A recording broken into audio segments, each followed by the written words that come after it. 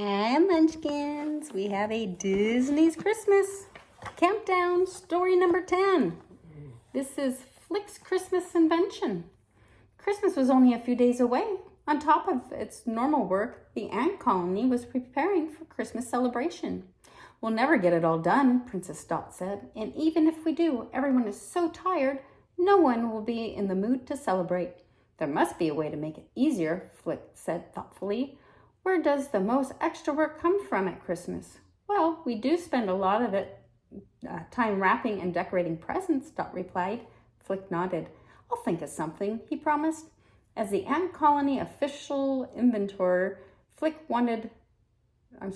worked hard to come up with new ways to make the ants work easier.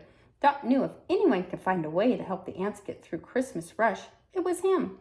On Christmas Eve, Flik showed Princess Dot and Queen Ada the gift wrapping machine he invented. This will save us time and make our work easier, he said proudly. Dot smiled, but Queen Ada wasn't impressed. That's what Christmas is all about, she said. Making an extra effort to please the people we love. Think of all that we could have finished in the time it took you to make this machine. Before Flik could respond, Ada left the room. Don't worry, Flik, Dot told him. Wait until she sees the thing in action. Come on, let's start wrapping gifts. Word about the wrapping machine spread quickly. The ants were thrilled. Ada may not have been impressed, but the other ants were eager for the help. They lined up to use the new invention on their presents. Flik carefully placed their gifts in the machine. His heart raced as he pulled the start lever and cranked the machine. Just a few minutes, everyone in the colony would be ready for Christmas. Suddenly, Flik heard a strange noise. Rip! Conveyor belt jammed and the twigs snapped and the machine crashed to the ground.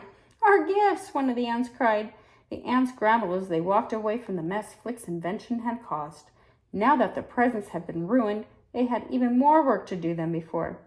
Flik hung his head. Maybe Ada was right, he said. You were only trying to help, Dot said. It's not too late, Flik. I have an idea about how you can make it up to everyone. The next morning, Queen Ada and the ants found a curtain drawn across the colony's great hall.